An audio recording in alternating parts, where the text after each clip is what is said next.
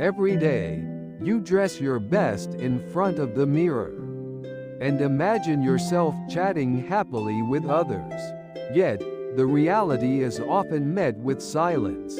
Even though you find the courage to reach out first, the invitations never seem to flow back your way. In those quiet moments, a persistent anxiety creeps in. Am I just difficult to talk to?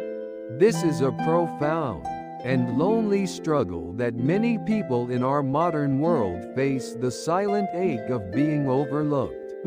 As social beings, it is only natural to want to be wanted, to be needed, and to be invited into the heart of a circle. However, when this desire becomes too intense, the lack of an invitation becomes a sharp thorn in the heart, dragging us into a whirlpool of self-doubt where we question our own worth. If you are currently suffering from this thirst for recognition, the teachings of Buddhism, which have observed the wanderings of the human heart for 2,500 years, offer a hidden key to lightening that load.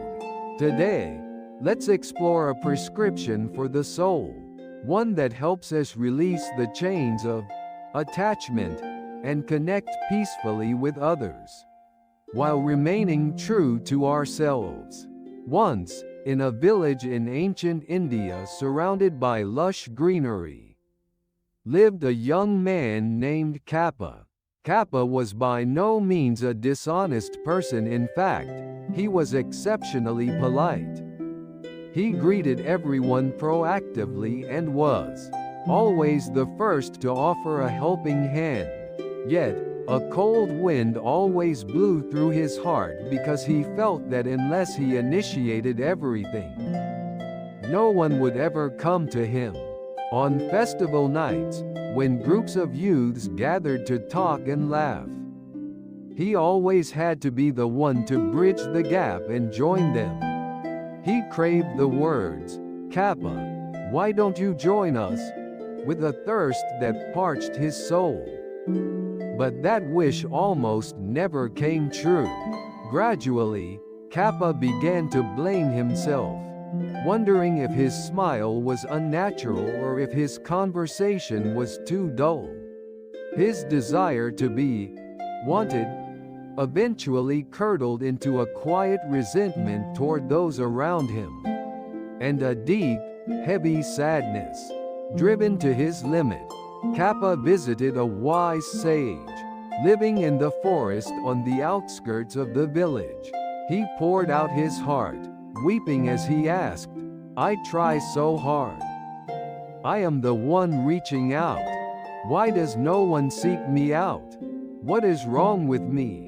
The sage listened in silence until Kappa finished, then spoke softly.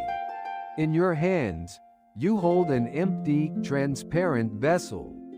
You are desperately thrusting it toward others, begging them to fill it. But people are intimidated by the emptiness of the vessel. You hold out and hesitate to approach. If you stop asking others to fill it and instead fill that vessel with the compassion overflowing from within yourself, people will naturally gather around you to quench their own thirst." These words struck Kappa like a bolt of lightning. He realized that his kindness had not been for the sake of others, but a transaction, an attempt to buy recognition and invitations in return. Kappa left the sage and spent the next several days looking deeply into his own inner world. Whether tilling the fields or drawing water, he observed what he was truly seeking. He saw clearly that every time he passed someone, there was an intense hunger within him. "Notice me. Give me a kind word." He did not deny this hunger. Instead, he simply acknowledged it, whispering, "Oh, I am feeling lonely right now," and regulated his breathing, as if hugging himself. He began a small practice in his daily life, acting solely for the happiness of the person in front of him, without expecting any reaction at all. Like admiring a flower by the wayside, he began to rejoice in the mere existence of others, striving to fill his heart only with the warmth he could give in the moment, rather than leaving a hollow space for someone else to fill. A few weeks later, a change came over Kappa's surroundings. Just by sitting on a bench in the village square with a peaceful expression, people passing by began to stop naturally to chat.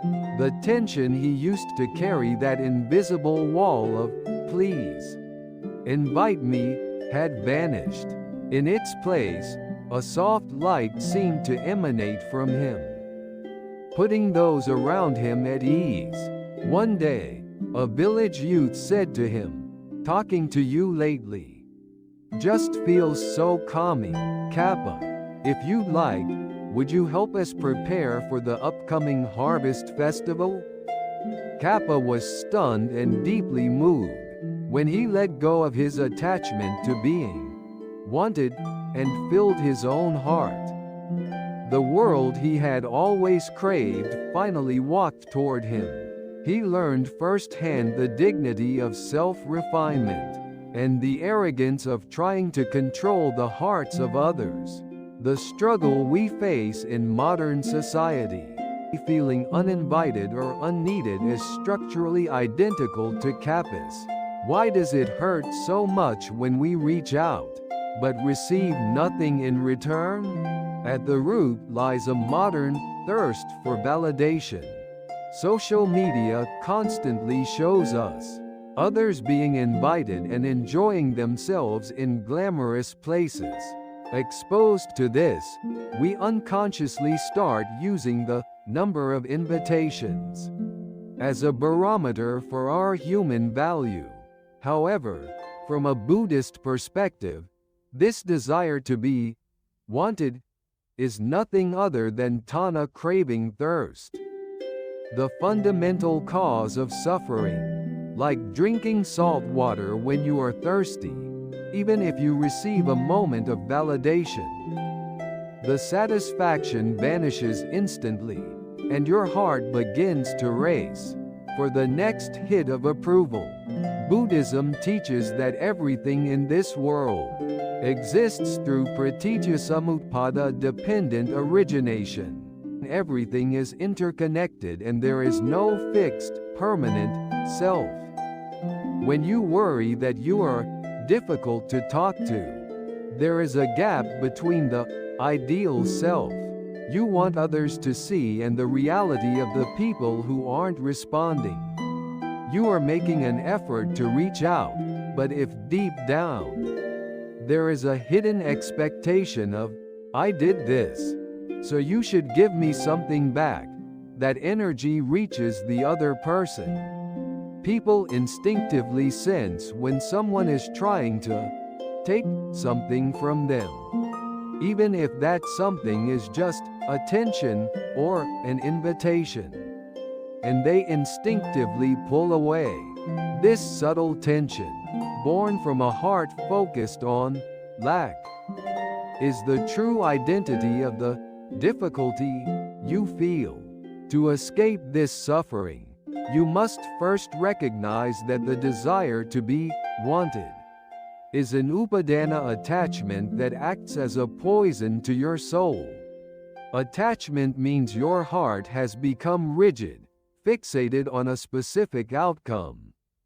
As long as you are bound by the binary view that being invited is good and not being invited is bad, your peace of mind will always be at the mercy of others.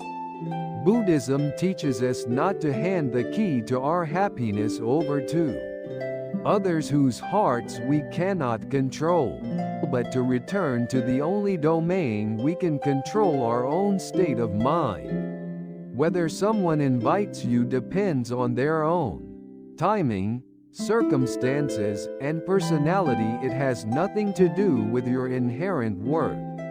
Understanding this logically is the first step in loosening the chains of attachment. So, how can we practically apply this to our lives? First, I suggest the practice of emotional self-sufficiency. Instead of confirming your value through others, become your own greatest ally. Spend a few minutes each day, sitting quietly, focusing on your breath, and telling yourself, I am allowed to be here. My life is precious, even if no one acknowledges it. By creating a warm, quiet sanctuary within yourself, your hypersensitivity to external stimuli will fade. When people see that you are enjoying your own time, and are fulfilled even when alone, they find a sense of safety in you and will naturally find it easier to approach.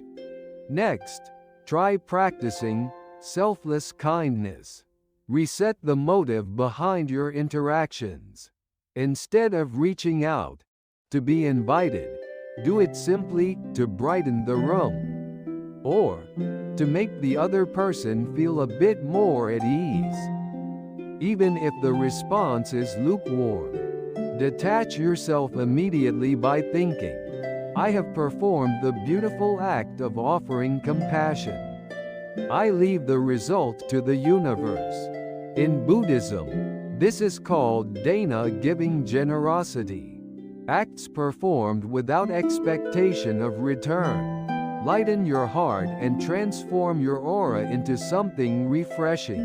When you let go of the need to control others, the air around you changes from difficult to inviting.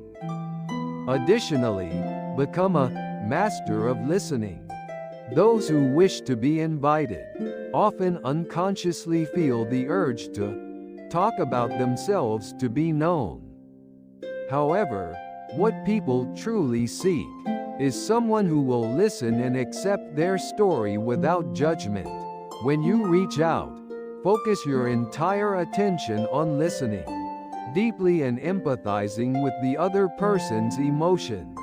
When you become a great listener, people feel valued in your presence. You then transcend the level of being invited and become a presence as vital as a quiet light within your community. Don't wait for an invitation, become the warm space that invites others in.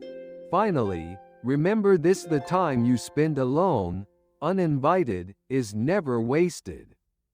In Buddhism, this is a precious opportunity for samadhi, meditative composure, or deep reflection. Stop making being wanted by others the goal of your life. Instead, define how you want to live and how you want to view yourself. That independent spirit is the very thing that radiates the most attractive glow and acts as a magnet for others. You are already a being of immense value, just as you are. Even without a paper invitation, you are already the guest of honor at the grand banquet of life. I hope these words help lighten the burden on your heart. If you feel like it, please share in the comments one small step you plan to take today. By sharing, you may find that you are not alone, and a new connection may begin. Until next time, may your day be peaceful and filled with light.